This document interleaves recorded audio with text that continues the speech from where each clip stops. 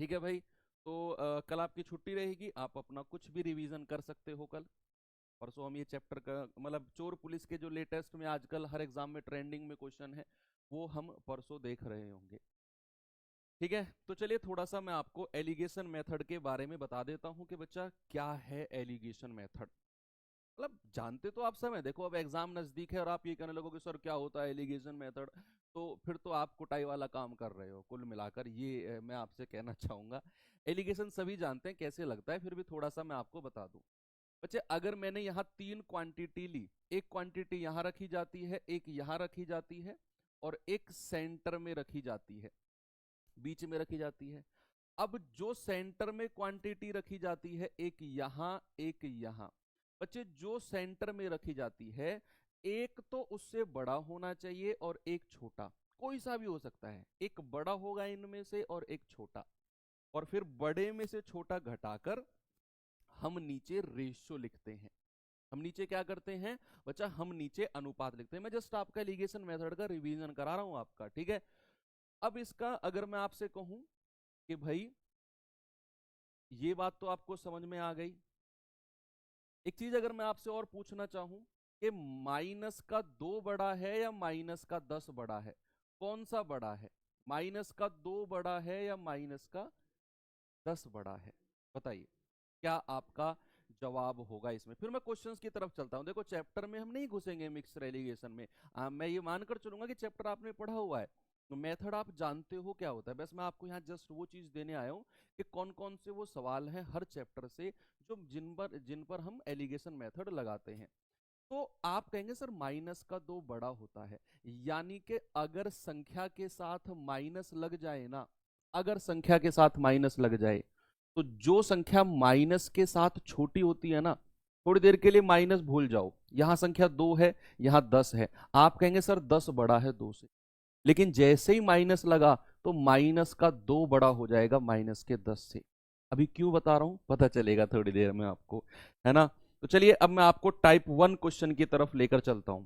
Type 1, type का मतलब है मैं आपको चैप्टर्स मान के चलो। मैंने हर क्वेश्चन में चैप्टर का नाम भी लिखा है कि कौन सा क्वेश्चन कौन से चैप्टर से है। बच्चे पहला क्वेश्चन आपके सामने है और यहां लिखा हुआ भी है, हर क्वेश्चन में ऐसे ही आपको लिखा हुआ मिलेगा, आज की क्लास कर जाना और एग्जाम में बैठते ही अपने 20 क्वेश्चन जो एसएससी जीडी वाले बच्चे हैं, देखो यूपी पुलिस वाले कांस्टेबल वाले जो बच्चे हैं, उनके लिए मैं नहीं कहूंगा कि डेफिनेटली क्वेश्चन मिलेगा, मिल भी सकता है नहीं, क्योंकि आपका जो क्वेश्चन है ना वो लिमिटेड है। भाई 2 दिन में आपका पेपर सारा खत्म हो जाना है ना। लेकिन जीडी की शिफ्ट चलेंगी पूरे महीने भर तक, तो वहां तो बहुत सारे ऑप्शंस होते हैं एग्जामिनर के पास, है ना। तो अगर मैं आपसे कहूं कि पहला क्वेश्चन आपके सामने मिश्रण का है, देखो ये तो आप कर ही लोगे, आगे तो आएंगे भी जो परसेंटेज के क्वेश्चन होंगे आपको प्रॉफिट लॉस के दिखेंगे। मिश्रण से हम स्टार्ट करेंगे क्योंकि ये मेथड इसी का ही है, तो इसको थोड़ी सी प्रायोरिटी प्राथमिकता हमने दे दी। दो बर्तन ए और बी में अम्ल और पानी की मात्रा क्रम से है 4:3 और 2:3 के अनुपात में है। तदनुसार उन मिश्रणों से सी बर्तन में एक नया मिश्रण तैयार करने के लिए उन्हें किस अनुपात में मिलाया जाना चाहिए ताकि नए मिश्रण में अम्ल और पानी की मात्रा आधी आधी हो जाए। बच्चे आधी आधी का मतलब होता है 1:1, ये होता है आधी आधी का मतलब। अब हमें दिया गया है बच्चे अम्ल और पानी का रेशियो, मैं क्या करता हूं, मैं हिस्सा निकालता हूं, अम्ल का हिस्सा कितना है। बच्चे ए बर्तन में अम्ल का हिस्सा कितना है और बी बर्तन में अम्ल का हिस्सा। मैं आपसे पूछूं अम्ल कितना रेशियो है, आप कहेंगे 4, और टोटल कितना है 4 और 3 7, तो ये हो गया अम्ल का हिस्सा। अगर मैं कहूं बर्तन बी में अम्ल का हिस्सा कितना है, आप कहेंगे सर 2 यूनिट एसिड है और टोटल है 3 और 2 5। और जो मिश्रण इन दोनों से बना, ए और बी से जो मिश्रण बना, वो कह रहा है ना सी मिश्रण तैयार किया गया और सी में जो अम्ल और पानी है ना वो आधा आधा हो गया। तो अगर मैं अम्ल का रेशियो पूछूं, हिस्सा पूछूंगा, तो आप कहेंगे 1/1 और 1 2। बस ये क्या करना है, आपने इसको सॉल्व करना है, आपने इसको सॉल्व करना है। अब चीजें अगर बटे में हो, अगर चीजें अगर बटे में हो तो क्या करना है बच्चे, 7 5 और 2, इनको आपस में मल्टीप्लाई कर दो, इनको आपस में क्या कर दो, मल्टीप्लाई कर दो। तो 7 पंजे 35 और 35 दूनी 70, 70 की गुणा तीनों में कर दो। ये क्वेश्चन लाने का मकसद मेरा यही था कि आपको जो फ्रैक्शन वाले चीज है ना, जो एलिगेशन से करते हैं, वो आपको पता चल जाए। 7, 5 और 2 को गुणा किया, 70 मिला, तीनों से गुणा कर दिया, 7 धाम 70 और 10 चौके 40। 5 से जाएगा आपका 5 एकम 5, 5 चौके 20, 14 पंजे 70, 14 दूनी 28। इसकी गुणा इसमें करेंगे, 35 दूनी 70। अब बच्चे बड़े में से छोटा घटाना है। 40 में से 35 गए 5, 35 में से 28 गए 7। क्या आंसर आ गया आपका? 7:5। तो बिल्कुल सही जवाब है 7:5। मिक्सचर से अच्छे अच्छे क्वेश्चंस उठाए हैं मैंने, अच्छे अच्छे, है ना। इसके बाद अगला चैप्टर टाइप 2 में आएगा आपका। एक मिश्र धातु को 2000 रुपए प्रति किलोग्राम की लागत वाली ए और 400 रुपए प्रति किलोग्राम की लागत वाली धातु बी को ए बी 3:1 के अनुपात में मिश्रण बनाया गया। तो कह रहा है कि मिश्र धातु के 8 किलोग्राम का मूल्य क्या होगा? 8 किलोग्राम का। बताओ जल्दी से बच्चे, इसका जवाब क्या होगा? सीजीएल मेंस 2018 का क्वेश्चन है। ये मत सोचना कि सर सीजीएल मेंस का क्वेश्चन क्यों करा रहे हो। एग्जामिनर की जो नजर है ना, उसके लिए सब बराबर है। सीजीएल का क्वेश्चन जीडी में रख देगा, जीडी का क्वेश्चन सीजीएल में रख देगा, सीएचएसएल का क्वेश्चन एमटीएस में रख देगा, एमटीएस का क्वेश्चन दिल्ली पुलिस में रख देगा। यही करता है एग्जामिनर। आज के टाइम पे जो पक्षपात है ना, वो खत्म हो चुका है। अब आप में से कोई ये नहीं कहेगा कि ये तो मेंस का क्वेश्चन है, इसे यहाँ क्यों करा रहे हो, हम तो जीडी और कांस्टेबल की तैयारी कर रहे हैं। ऐसा नहीं है भाई, आप कुछ भी रख सकते हैं। आपने अपने एक प्रॉपर तैयारी करनी है और चीजें करनी है। देखो उसने कहा 2 मिश्र धातु हैं, एक 2000 रुपए प्रति किलोग्राम है। भाई मैंने एक यहां पर लिखा, इसकी कीमत कितनी है? 2000 रुपए प्रति किलोग्राम। और जो दूसरी है उसकी कीमत है 400 रुपए पर केजी, यानी कि 1 किलो की कीमत लिखी है मैंने, 1 किलो की। उसने कहा इन दोनों को जो मिलाया गया है ना, वो 3 और 1 के रेशियो में मिलाया गया है। तो आपसे कह रहा है कि मिश्रण को बताओ और 8 किलो का मूल्य निकालो। बच्चे क्या करेंगे? मैं यहां से 1 केजी प्रति केजी का मिश्रण का मूल्य निकालूंगा, क्योंकि ये भी 2000 रुपए पर किलोग्राम है, ये भी 400 रुपए पर किलोग्राम है। तो मिश्रण जो आएगा वो भी पर किलोग्राम ही आएगा। क्या करना होता है भाई? इन दोनों को गुणा करेंगे, 2000 गुणा 3 आएगा 6000। इन दोनों को गुणा करेंगे 400 गुणा 1, कितना आएगा? 400 एकम 400। दोनों को जोड़ेंगे और डिवाइड करेंगे किससे? इन दोनों के योग से। 3 और 1 4। आप कहेंगे ये जाएगा 6400 और बटे 4, यानी कि ये आ जाएगा 1600। तो बच्चे जो मिश्रण का मूल्य है ना, वो 1600 रुपए पर किलोग्राम है। लेकिन हमें बताना है 8 किलोग्राम का मूल्य। किसका बच्चे? 8 किलोग्राम का। तो मिश्रण को 8 किलोग्राम से गुणा कर देंगे। आप कहेंगे 12800, और यही मेरा बिल्कुल सही जवाब है। ठीक है, कोई दिक्कत नहीं है। ये तो मिश्रण के क्वेश्चन है। आप कहेंगे सर ये तो मिश्रण के क्वेश्चन है, तो हमने पढ़े हुए हैं। मिश्रण के जो अच्छे क्वेश्चन मुझे लगे उनको मैंने उठाया है। अभी मैं हर चैप्टर से आपको क्वेश्चन कराऊंगा जो मिश्रण एलिगेशन मेथड से होते हैं। हर चैप्टर से जहां भी एलिगेशन का मेथड लग सकता है, तो आपको एक प्रॉपर कलेक्शन मिल जाएगा पूरे सिलेबस में से जिनमें एलिगेशन लगेगा। तो आप एक कॉन्फिडेंट होकर जाएंगे। एलिगेशन से हर चैप्टर में जो क्वेश्चन बनता है हमने वो कर लिया। हर चैप्टर से ढूंढ ढूंढ कर प्रैक्टिस करने की जरूरत नहीं है आपको, है ना। बच्चे मैं आपके लिए जो क्वेश्चंस तैयार करता हूं ना, मैं ये सोचकर तैयार करता हूं कि मैं ही पेपर देने जा रहा हूं। मैं सच बता रहा हूं कसम से। मैं सोचता हूं मैं ही अगर पेपर देने जा रहा हूं तो क्या क्या चीज मुझे रिवाइज करनी चाहिए लास्ट टाइम पर, वही सोचकर मैं आपके लिए ये क्लास तैयार करता हूं। ऐसा नहीं है हवा में मैं कुछ भी क्लास ले आया। आपने सारी क्लासेस देखी होंगी, सारे वही कॉन्सेप्ट की क्लास हैं सारी, चाहे बेईमान दुकानदार को हो, रेस के क्वेश्चन को, जिन्हें लास्ट टाइम पर हम अक्सर रिवाइज करना चाहते हैं। सारे वही क्वेश्चन है, वही टॉपिक है। 300 ग्राम चीनी के घोल में 40% चीनी है, इसमें कितनी चीनी और मिलाई जानी चाहिए कि भैया घोल जो है वो 50% हो जाए? ऐसा सवाल में आपको क्लास में बताया गया है कि जो चीज बाहर से मिलाई जाती है एलिगेशन मेथड उसी पर लगाते हैं।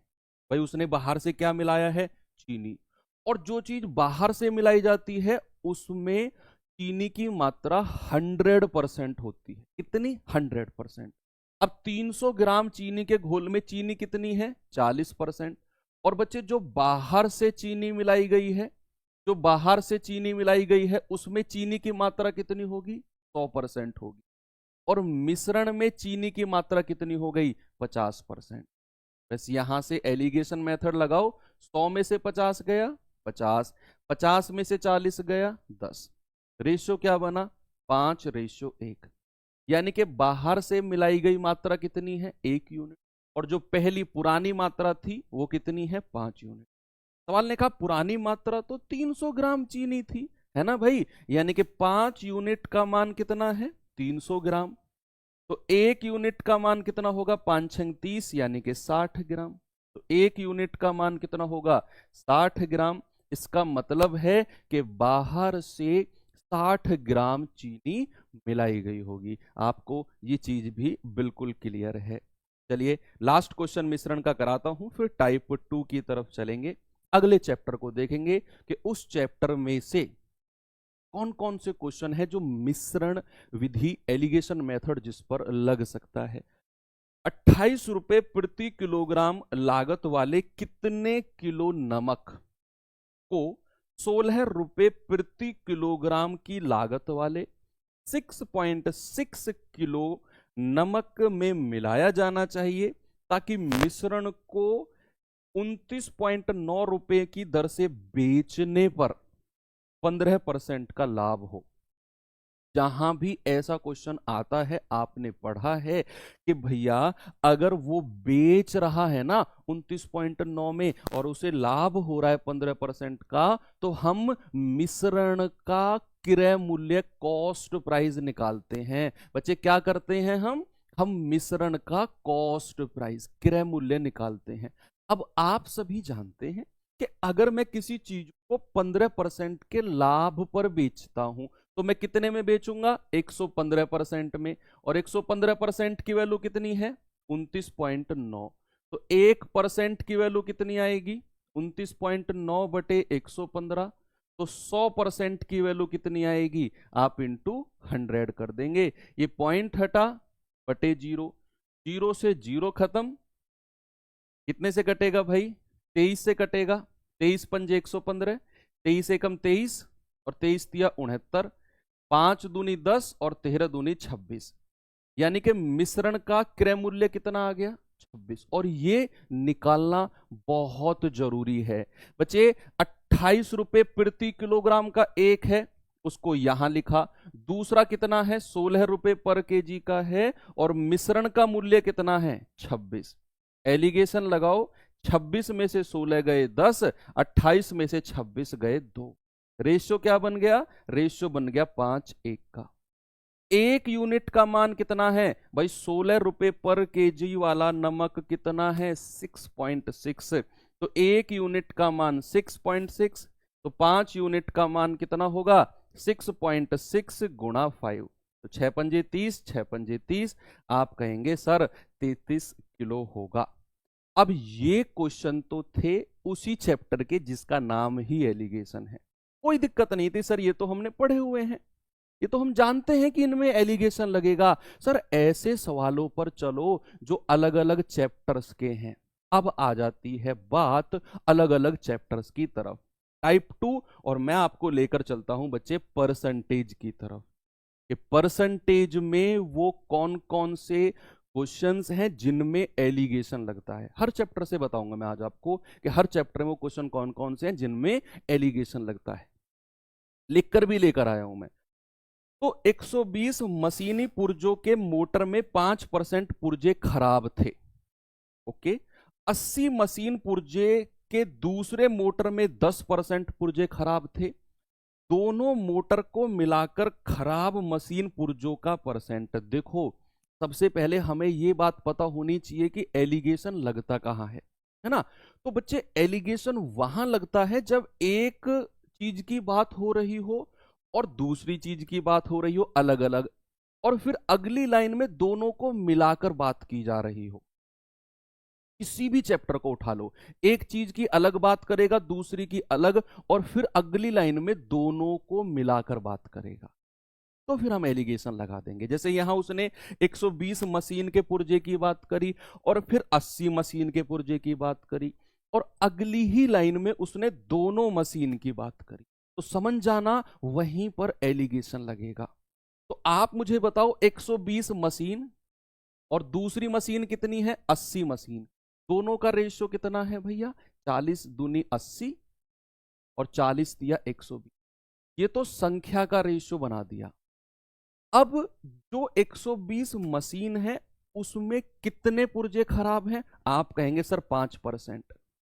जो 80 मशीन है उसमें कितने पुर्जे खराब हैं, आपने कहा सर 10%। ओके, यहां लिख दो 10, और दोनों को मिलाकर कितने पुर्जे खराब हैं ये आपसे पूछ रहा है बच्चे, यानी कि ये बीच वाली परसेंटेज पूछ रहा है और नीचे का रेशियो आपको दिया हुआ है 3-2, यानी कि जो मशीनों की संख्या है ना उसी का ही मैंने रेशियो बना दिया और वो 3-2 यहां मिल गया। बच्चे बस बीच वाली संख्या निकालो भाई, इसकी गुणा इसमें करेंगे कितना आएगा 5 तिया 15, इसकी गुणा इसमें करेंगे कितना आएगा, आप कहेंगे 10 दूनी 20 और डिवाइडेड बाई 3 और 2 5, तो कितना आएगा, ये आएगा 35/5 यानी कि 7। कितना आएगा प्यारे भाई, ये आएगा 7%। ऑप्शन नंबर ए बिल्कुल सही जवाब है। ओके, तो ये परसेंटेज का क्वेश्चन है जिसमें हम एलिगेशन लगाते हैं। अगला परसेंटेज का क्वेश्चन जिसमें हम एलिगेशन लगा सकते हैं तो आपके सामने ये रहा। जल्दी से बताओ आप इसका उत्तर कि एक स्कूल में 10वीं कक्षा की परीक्षा में लड़कियों का औसत उत्तीर्ण प्रतिशत है 85% लड़कियों का, और लड़कों का है 83% 83%। उस स्कूल के 10वीं के सभी लड़के और लड़कियों का औसत 83.7 है। तो स्कूल की 10वीं कक्षा में लड़कियों की संख्या का प्रतिशत, मैंने आपसे कहा जब भी एक ग्रुप की बात हो रही होगी दूसरे की हो रही होगी और अगली ही लाइन में दोनों को मिलाकर बात की जा रही होगी, आप तुरंत एलिगेशन लगा दोगे। यहां उसने कहा लड़कियों का एवरेज परसेंटेज 85 है, लड़कों का 83 है, और भैया सभी लड़के और लड़कियों का 83.7, सभी की मिलाकर बात कर ली ना तो एलिगेशन लगेगा। भैया यहां मैं आपको यह भी आज बताने आया हूं कि क्वेश्चन को पहचाने कैसे, एलिगेशन लगेगा, वही मैं हर क्वेश्चन में आपको बताना चाह रहा हूं। लड़कियों का परसेंटेज कितना है 85%, लड़कों का कितना है बच्चे 83%, और दोनों को मिलाकर पूरी कक्षा का कितना है 83.7%। भाई यहां आप बड़े में से छोटा घटाओ, इसमें से ये घटाओगे तो आप कहेंगे 0.7 और इसमें से ये घटाओगे तो आप कहेंगे सर 1.3, है ना भाई, पॉइंट से पॉइंट गया, ये आ गया 7:13, यानी कि लड़कियां और लड़के की जो संख्या है उसका रेशियो है 7:13। उसने कहा भैया लड़कियों की संख्या का प्रतिशत, है ना भैया, लड़कियों की संख्या कितनी है 7, मैं गर्ल्स का परसेंटेज निकाल रहा हूं, बटे टोटल कितना है 13 और 7 20, बटे 20 और गुणा 100, आप कहेंगे 20 पंजे 100 और 7 पंजे 35%। आपका आंसर है ऑप्शन नंबर ए बिल्कुल सही है। समझ गए आप, एक ग्रुप की बात होगी दूसरे की होगी, दोनों को मिलाकर होगी, तो हम क्या करेंगे, हम एलिगेशन लगा देंगे। अगला क्वेश्चन भी परसेंटेज का ही है, देखते हैं ये कौन सा क्वेश्चन है जिसमें हम एलिगेशन मेथड लगा सकते हैं। बताओ क्या इसका जवाब होगा। कामू 21 से होगा, 21 से, 21 फरवरी से।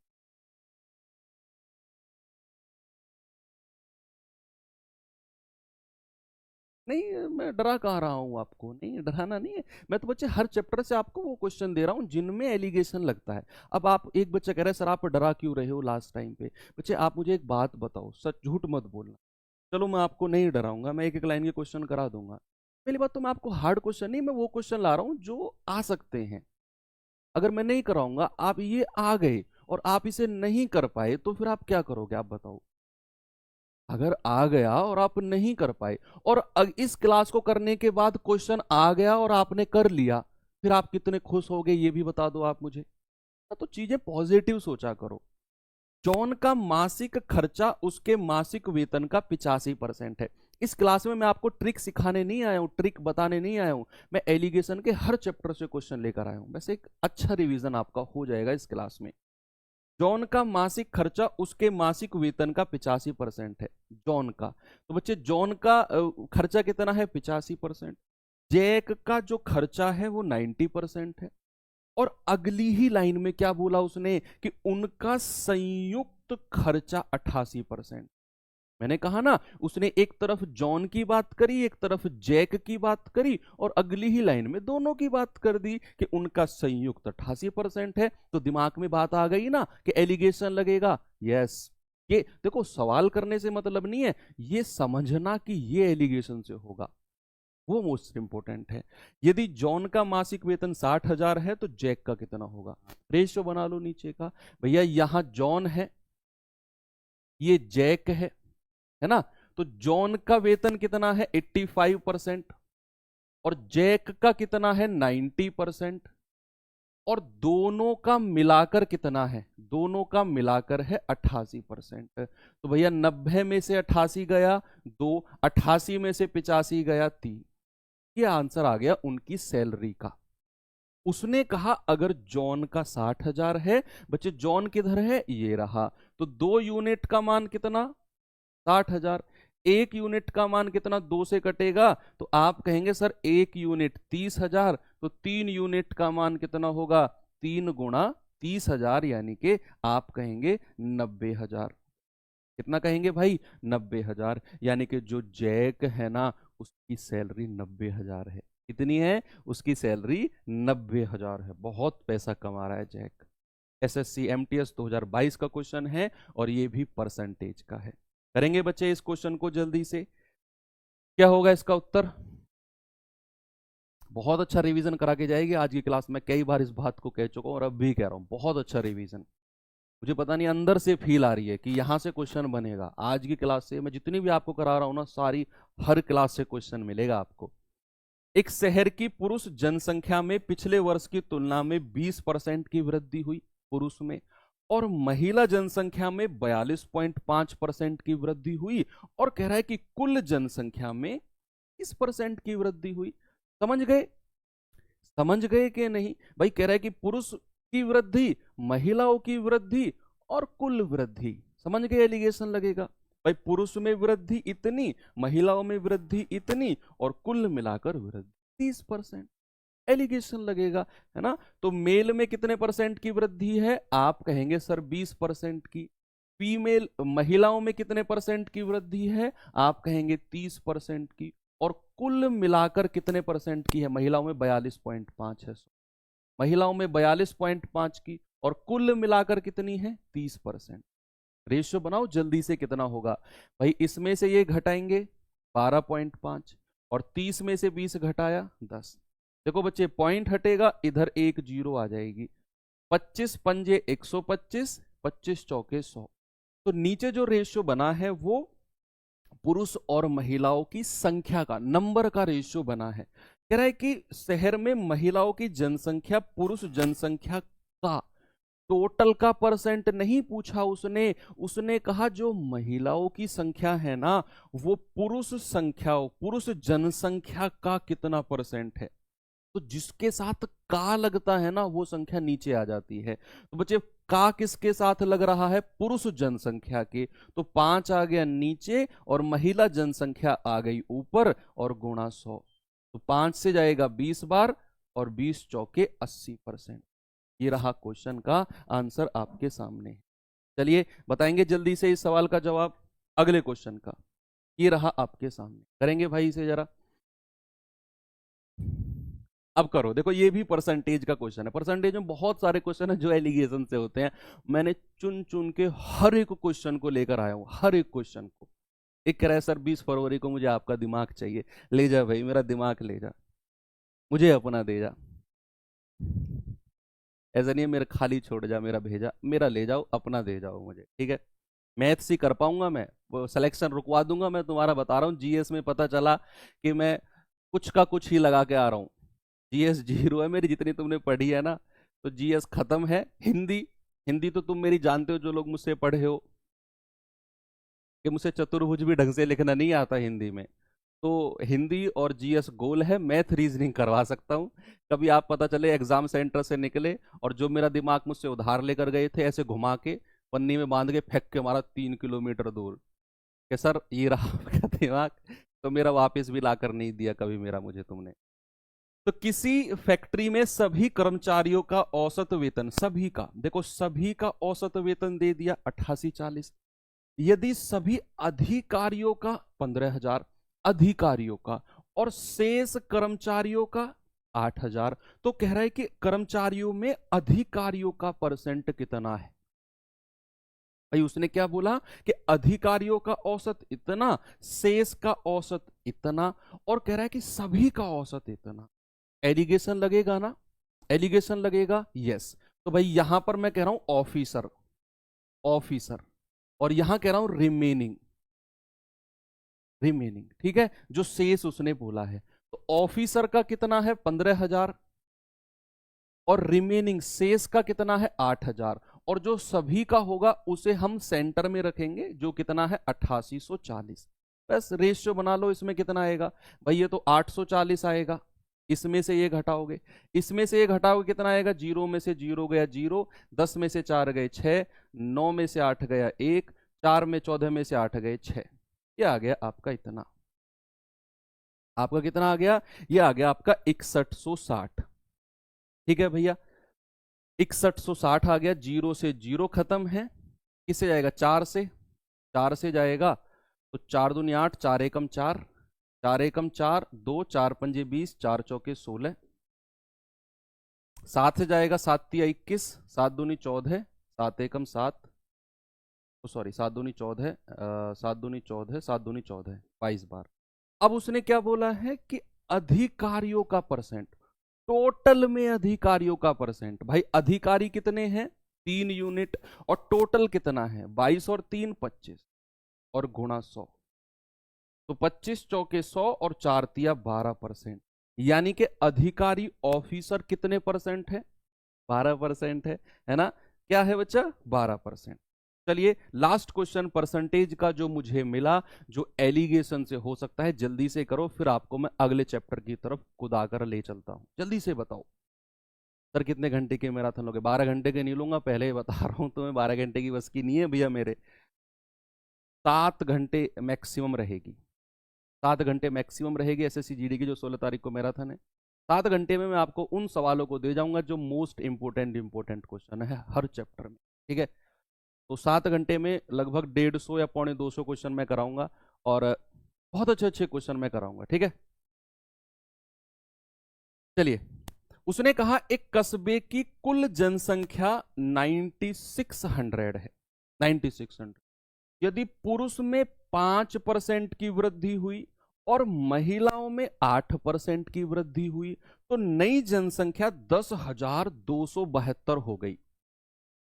देखो उसने क्या बोला कि पुरुष की वृद्धि 5%, महिलाओं की वृद्धि 8%, और कुल वृद्धि नहीं दिया हुआ परसेंट में, वो हमें निकालना पड़ेगा। उसने कहा भैया जनसंख्या 9600 है और वो नई जनसंख्या 10,272 बन गई, तो कितने परसेंट बढ़ी, कुल जनसंख्या कितना परसेंट बढ़ी, पहले मैं वो निकालता हूं। तो 9600 से कितनी हो गई है 10,272। बच्चे कितना बढ़ी है जल्दी से बताओ। आप कहेंगे सर ये 672 जनसंख्या बढ़ी है ना भाई, 672 बढ़ी है ना, और कितने पर 9600 पर, 9600 और इंटू 100, 2 जीरो से 2 जीरो खत्म। भाई 24 से जाएगा क्या, 16 चौके 64, 16 से जाएगा, 16 छिक्कम 96, 16 चौके 64, 16 दूनी 32 और 6 सत्ते 42, तो कितना आ गया 7%। यानी कि पुरुष में 5% की वृद्धि हुई, महिलाओं में 8%। मेल पुरुष में कितना बच्चे 5%, फीमेल महिलाओं में कितना 8%, और टोटल वृद्धि कितनी है, टोटल वृद्धि है 7%। तो 8 में से 7 गया 1 आ गया, 7 में से 5 गया 2 आ गया, तो नीचे पुरुष और महिलाओं की संख्या कितनी आ गई 1:, उसने बोला है जनसंख्या 9600, तो भाई कितनी है जरा, 2 और 1, 3 यूनिट का मान कितना है, आप कहेंगे 9600, 3 यूनिट का। 1 यूनिट का मान कितना है, 3200, तो भैया 1 यूनिट का मान कितना है, 3200, लेकिन 3200 मेरा आंसर नहीं है। पुरुष की जनसंख्या कितनी आ गई, 3200, ये तो पुरानी है। हमसे क्या पूछा, हमसे पूछा पुरुष की नई जनसंख्या। बच्चे ये 3200 तो पुरानी है, 3200 तो पुरानी है। पुरुष में 5% की वृद्धि हुई है, इसका 5% निकालकर इसी में जोड़ दो, ये गया 32 पंजे 160, 32 पंजे कितना, 32 पंजे 160। तो अगर मैं 3200 में 160 जोड़ूंगा तो ये आएगा 3360। तो पुरुषों की नई जनसंख्या कितनी हुई, 3360। आपका आंसर है नन ऑफ दीज, है ना। क्या है आपका आंसर, नन ऑफ दीज। उसने नई जनसंख्या पूछी है, यहां से जो हम निकालते हैं वो पुरानी जनसंख्या निकालते हैं। तो 3200 तो पुरानी थी पुरुष की, उसने नई पूछी तो उसका 5% आया 160, उसमें जोड़ दिया 3300। ये पुरुष की नई जनसंख्या है, ये पुरुष की नई जनसंख्या। ठीक है भैया, अगले सवाल पे चलें। और अब मैं आपको लेकर चलता हूं टाइप 3। परसेंटेज के क्वेश्चन हमने कर लिए जितने भी आपके एलिगेशन से होते हैं। अब मैं आपको प्रॉफिट एंड लॉस के यानी कि लाभ हानि के क्वेश्चन दिखाता हूं जो आपके एलिगेशन मेथड से हो सकते हैं। चलिए करेंगे इस सवाल को भाई जरा। पहले ना पहचानेंगे, पहले पहचानेंगे कि ये क्वेश्चन हमारा एलिगेशन से होगा। क्यों होगा, क्या है इस क्वेश्चन में ऐसा स्पेशल कि जो ये एलिगेशन से होगा। तो आप देखो, एक व्यापारी ने 640 किलो चावल खरीदा, 640। उसने कुछ चावल 20% के लाभ पर और शेष चावल 5% की हानि पर बेच दिया। पूरे सौदे पर 15% का लाभ हुआ, पूरे सौदे पर। देखो, उसने चावल में से कुछ 10% लाभ पर, बचा हुआ 5% की हानि पर, और पूरा सौदा जितना भी लाभ हानि के बाद जो पूरा सौदा है ना उस पर 15% लाभ। एलिगेशन लग जाएगा। एक तरफ लाभ की बात करी, एक सौदे पर हानि की, और दोनों को मिलाकर कह दिया कि पूरे सौदे पर 15% का लाभ है। उसने कहा 5% की हानि पर बेचा गया चावल की मात्रा का 20% के लाभ पर बेचे गए चावल की मात्रा से रेशियो। 5% वाला पहले रखना है, 20% वाला बाद में। तो भैया चलो स्टार्ट कर दो। भैया लाभ वाला कितना है, 20% लाभ है प्लस का 20, और दूसरा 5% की हानि है, हानि वाले को माइनस में रखते हैं, और दोनों को मिलाकर क्या है 15% का लाभ, तो प्लस का 15%। तो रेशियो बताना जरा भाई, बड़े में से छोटा घटाएंगे 5%, और देखो बड़े में से छोटा घटाएंगे। आप जब प्लस के 15 में से माइनस का 5 घटाओगे ना तो माइनस तो पहले से ही है, और एक माइनस आपने घटाने वाला लिखा, तो माइनस और माइनस मिलकर क्या हो जाएगा, प्लस। तो ये कितना आ गया, 1, 5:1। लेकिन 5:1 मेरा, सॉरी 4:1, लेकिन 4:1 मेरा आंसर नहीं है। गलत, गलत जवाब है 4:1। क्यों, क्योंकि उसने बोला है 5% की हानि पर बेचा गया चावल का 20% के लाभ पर बेचे गए चावल से अनुपात। तो पहले हमें 5% वाला रखना है और फिर 20% वाला, 20% वाला ये है। तो हमारा आंसर होगा 1:4।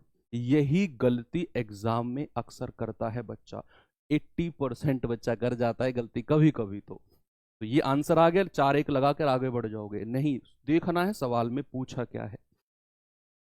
चलिए अगला क्वेश्चन, ये भी लाभ हानि यानी कि प्रॉफिट लॉस का है।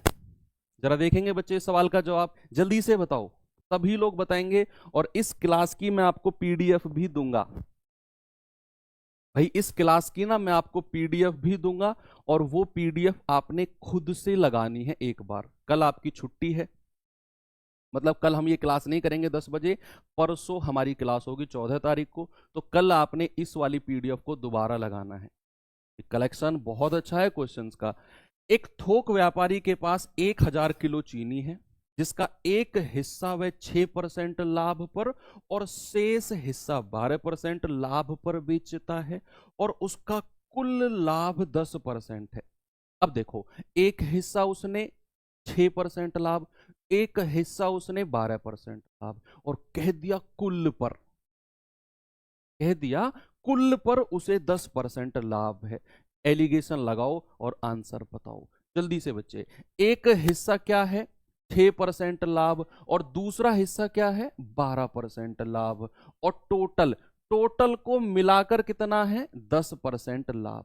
भाई बड़े में से छोटा घटाओ, 12 में से 10 गया 2, 10 में से 6 गया 4। रेशियो कितना आ गया भैया? रेशियो आ गया 1:2। क्या पूछा है उसने? उसने कहा 6% के लाभ पर बेची गई मात्रा क्या है। पहले तो ये बताओ टोटल कितनी है। टोटल तो 1000 है, यानी कि 2 और 1 3 यूनिट का मान कितना है? 1000। तो 1 यूनिट का मान कितना होगा? 1000/3। आपसे क्या बोला है? जो 6% पर बेची गई है वो तो 1 यूनिट है, और वो 1000/3 होगी, यानी कि आप कहेंगे 333.33 kg। ऑप्शन नंबर सी आपका सही जवाब होगा, 333.33 kg। आगे चलें, चलो अगले सवाल पर चलते हैं, और ये सवाल भी लाभ हानि का है, जो एलिगेशन मेथड से होगा। पहले ये देखो कि ये एलिगेशन से होगा, तो ऐसा क्या है इसमें कि जो ये एलिगेशन से होगा। ये मैं आपको हर सवाल में फोकस इसीलिए करा रहा हूं, ताकि आप एग्जाम में जाओ तो आप बहुत जल्दी वो चीज पकड़ लो कि ये एलिगेशन से होगा। दो वस्तुओं का कुल क्रय मूल्य, टोटल क्रय मूल्य कितना है? 4000। एक को 12% लाभ पर बेचा गया, और दूसरे को 12% की हानि पर बेचा गया। इस लेन देन में समग्र लाभ 1.2% का है। देखो, उसने एक हिस्से को लाभ पर बेचा 12%, एक हिस्से को 12% हानि, और टोटल मिलाकर पूरे सौदे पर उसे 1.2% का लाभ। एलिगेशन लगेगा ना? एक हिस्से की बात करी, दूसरे की बात करी, दोनों को मिलाकर बात कर, एलिगेशन लगेगा। लाभ वाली वस्तु का क्रय मूल्य, बच्चे याद रखना, इस तरह के सवालों में, लाभ हानि वाले सवालों में आप एलिगेशन मेथड उन्हीं पर लगा पाओगे जहां क्रय मूल्य दिया होगा। अगर यहां विक्रय मूल्य दिया होता ना, एलिगेशन नहीं लगता, क्योंकि जो नीचे रेशियो बनता है वो क्रय मूल्य का बनता है, अभी जो हम बनाएंगे। तो भैया एक को उसने 12% लाभ, मैंने यहां प्लस का 12 लिख दिया। दूसरे को 12% हानि, मैंने माइनस का 12 लिख दिया। और दोनों को मिलाकर क्या बोला है? 1.2% का लाभ। तो 1.2%। नीचे रेशियो बनाओ जल्दी से बच्चा पार्टी, नीचे रेशियो क्या होगा? आप कहेंगे सर बड़े में से छोटा घटा दो। भाई 12 में से 1.2 गया तो कितना आएगा? आप कहेंगे सर 10.8। और 1.2 में से 12 गया, माइनस का, सॉरी 1.2 माइनस, और माइनस का 12, ये हानि वाला पार्ट है, तो माइनस और माइनस प्लस हो जाएगा 13.2 और 10.8। देखो भाई पॉइंट से पॉइंट गया, ये किससे जाएगा? 4 से चला जाएगा, 4 तिया 12, 1 4 तिया 12, 4 से जाएगा 4 दूनी 8, 4 सत्ते 28, 9 तिया 27, सॉरी 3 नाम 27, और 3 11 33। अब जो नीचे रेशियो बना है ना, ये क्रय मूल्य का बना है। हमेशा हमेशा ये क्रय मूल्य का ही बनेगा, याद रखना आप। तो यहां उसने क्रय मूल्य दिया है 4000। अगर मैं इनको जोड़ूं 11 और 9 20, 20 यूनिट का मान 4000, तो एक यूनिट का मान कितना होगा? 200। एक यूनिट का मान कितना होगा? 200। तो आपसे कह रहा है लाभ वाली वस्तु का क्रय मूल्य, यानी कि आपसे 11 यूनिट का मान पूछा है, तो 11 गुणा 200, बच्चा आप कहेंगे कि सर 2200। क्या आंसर होगा? आपका आंसर होगा 2200। हो गया है ना? आगे चलें बच्चे। आप में से ऐसे कितने बच्चे, एक बार मुझे थम्स अप करके बताएंगे, जो इस टाइम लाइब्रेरी में बैठ के पढ़ रहे हैं? लाइब्रेरी में जो बैठ के पढ़ रहे हैं ऐसे, क्योंकि मैं अब इंस्टा पर हमेशा देखता हूं कि बच्चे रील्स, बच्चों की जो रात के डेढ़ 2-2 बजे लाइब्रेरी में बैठ के पढ़ रहे हैं यार, मतलब इवन सो भी वहीं जा रहे हैं। इतना क्रेज और इतना जुनून लिटरली मैंने आज तक नहीं देखा बच्चों में। हाँ होता है, लेकिन यार आप 2-2 3-3 बजे आप वहीं सो रहे हो, चद्दर तान के, कंबल उतान के वहीं सो रहे हो।